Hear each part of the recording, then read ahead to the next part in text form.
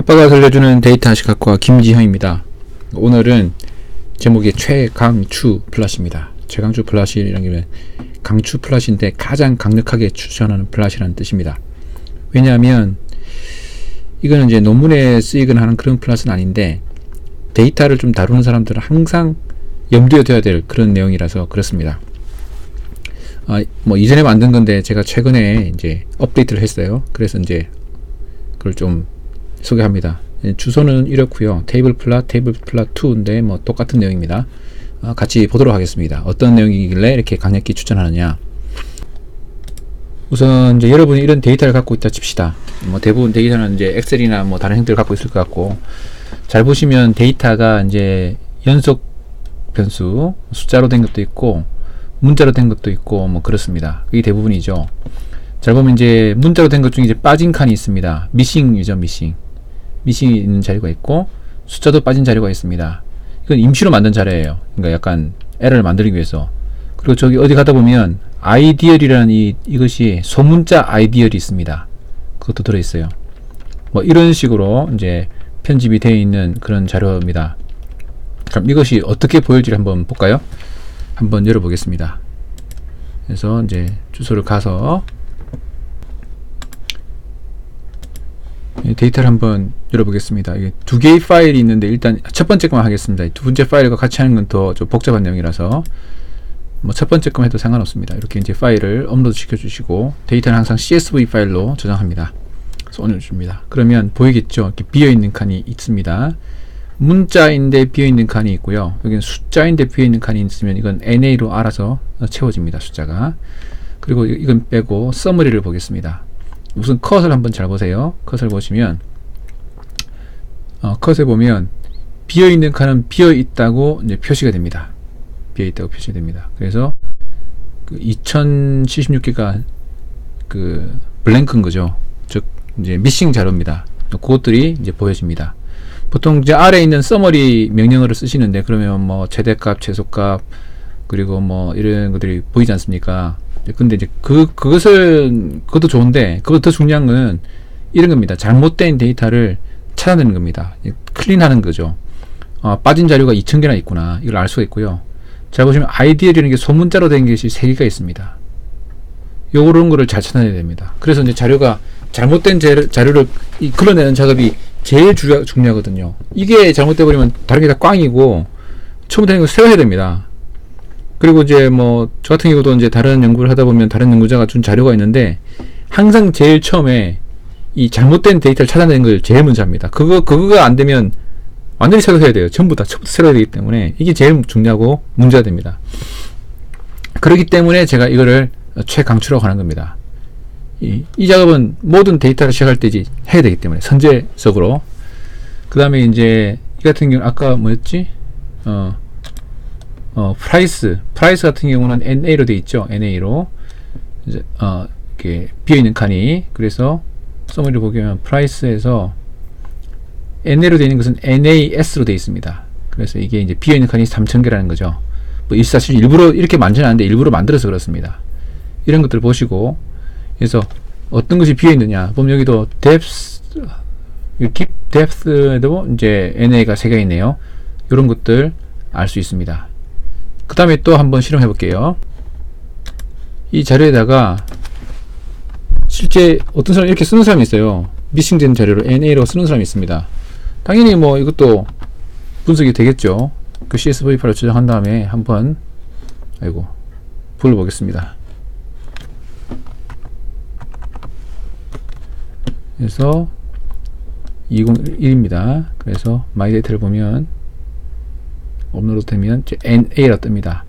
얘가 R이 그 지능적으로 NA라 되는 거는 다른 거랑 좀 다르게 보이죠. 여기 보면 NA라고 약간 연하게 보이집니다. 이게 이제 그 not available 뭐 이런 거의 약자라고 이제 간파를 하겠죠. 그래서 보면 NAS라고 찾아갑니다. 얘가. 그래서 지금 이제 글자가 모자라면 이렇게 됩니다. 이렇게 해서 아이디얼이란 게 없어졌죠. others가 306개가 있다는 거예요. 이거 말고도. 그러니까 이런 것들이 있으면 하나씩 지우고 다시 또 해보고 이렇게 해볼 필요가 있습니다. 지금 같은 경우는 이제 이렇게 있는데 clarity라는 게 이제 이게 하나, 둘, 셋, 넷, 다섯, 여섯 개 이상이 되니까 others가 되니까 이게 보이지가 않습니다. 지금 보니까 이것도 좀 업데이트를 해야겠네요. 이게 뭐 10개든 20개든 다 보일 수 있도록 해야 될 것 같습니다. 그 숫자 NA는 이렇게 보이고, 어쨌든 뭐 이렇게 6개 이상인 경우가 많지 않기 때문에 뭐 이렇게 표현되는 거라고 일단 생각이 듭니다. 이게 서머리, 아래에 있는 서머리 명령어를 이제 이용한 거거든요. 가장 기본이죠. 그 옵션들을 찾아봐서 제가 업데이트 하도록 하겠습니다. 뭐 그 업데이트 된 거는 제가 동영상을 찍지는 않겠습니다. 개념은 비슷하기 때문에. 결국 제일 중요한 거는 이렇게 이상한 값들이 있는 거를 지워야 된다. 그래서 이 작업이 제일 먼저 해야 된다. 그런 겁니다. 플랫은 뭐냐? 플랫은 뭐 이런 겁니다. 좀 더 볼게요. 어떤 거냐면 기본이 이제 1번 여기 보면 삼각형이 있죠. 1번 캐럿이라는 데이터를 가지고 총 이제 큰 값부터 작은 값을 쭉 매겨서 분포를 보는 겁니다. 이렇게 보는 거죠. 그 다음에 두 번째를 가지고 분포를 보게 되면 여기서도 알 수 있어요. 비어있는 값이 있다는 걸 알 수가 있습니다. 뭐 있다는 걸 알 수 있고, 이 값을 정렬해 보는 거죠. 이게 전체적으로 골고루 있고 하늘색 페어가 좀 작고 굿도 좀 작구나, 뭐 이런 걸 알 수가 있는 거죠. 컬러도 마찬가지고요. 그 다음에 이제 프라이스를 한번 가보겠습니다. 1, 2, 3, 4, 5, 6, 7번이니까 이렇게 해서 7번을 가서 정렬을 해보면 프라이스를 기준으로 정렬이 쭉 되는데, 연속 변수로 정렬되다 보면 얘가 이렇게 아래쪽에 미싱 자료가 있습니다. 이렇게 확 보이는 거죠. 만약에 이게 다섯 번째 1, 2, 3, 4, 5로 한번 정렬해 볼게요. 5로 하게 되면 이게 프라이스에 미싱된 자료가 없는 것처럼 보입니다. 왜냐하면 미싱 자료가 막 숨어 있거든요. 골고루 틀어 있잖아요. 그래서 뎁스를 기준으로 쫙 모아보면 이게 100개의 띠로 되어 있거든요. 각 띠에 이제 전체 자료가 뭐 1000개라 그러면 하나의 띠가 10개의 자료를 포함하겠죠. 10개의 자료 안에 들어있는 값이 있다 보니까 이제 그 미싱들이 안 보입니다. 그래서 이제 하나씩 이렇게 검토해 가면서 분포도 보고 뭐 이렇게 해야 됩니다. X 1, 2, 3, 4, 5, 6, 7, 8 지금 보면 뎁스에 비해서 딴 것들이랑 큰 경향성을 보이진 않죠. 그래서 이거를 8번을 딱 해보면 X를 해보면 X는 다른 거와 상당히 유사한 관계를 보입니다. 즉 X와 Y와 Z와 프라이스와 캐럿은 이 좀 상관관계가 높은 것들이에요. 서로 따라간다는 거죠. 그 뭐 증가함수처럼 이렇게 쭉 증가하고, 뭐 이 가격이 이제 예를 들면 이제 캐럿 다이아몬드 자료니까 캐럿이 커지면 커질수록 프라이스가 커지는데, 보면 이제 캐럿이 상위에 있으면 프라이스가 좀 분포가 커져요. 이렇게 값이 좀 높은 캐럿이면 그 가공하는 것에 따라 값이 좀 달라지겠죠. 뭐 그런데 한 이 정도 되는 것은 캐럿이 좀 낮은 캐럿은 값이 싸고 쌀 뿐 아니라 변동폭이 별로 없어요. 그냥 캐럿 자체에 의해서 결정이 돼버리는 거예요. 뭐 이런 것들을 알 수가 있는 거죠. 그리고 이제 뭐 테이블 이게 뭔지 모르겠는데 하여튼 캐럿과 테이블은 별로 관련이 없고, 보면 이제 이 클래리티도 별로 차이가 없네요. 보면 뭐 이런 거, 뭐 이런 것들의 대충의 분포를 볼 수 있는 것이 이 또 테이블 플랫입니다. 그래서 그 서머리를 잘 이용하시고, 또 그다음에 플롯도 잘 이용하셔서 이 데이터가 어떤 분포가 있는지, 빠진 자료는 뭔지, 그 다음에 여기 나오네요. 하나의 빈당 100개씩 들어있는 거예요. 총 그 10,000개의 자료가 있어서 있고, 만약에 상위 몇 퍼센트만 보고 싶다 그러면 0에서 이거를 5로 고쳐봅니다. 그러면 상위 5%의 자료만 이제 보는 거예요. 0부터 5까지 분포만 자세히 보는 겁니다. 이렇게 할 수 있어요. 또는 50으로 바꾸게 되면 상위 절반만 이제 분포를 파악하는 거죠. 이렇게 이런 식으로 줌 스타트, 이 줌 엔드, 이 줌이 이제 그 역할을 해주는 겁니다. 이건 베리어블을 선택하는 거고.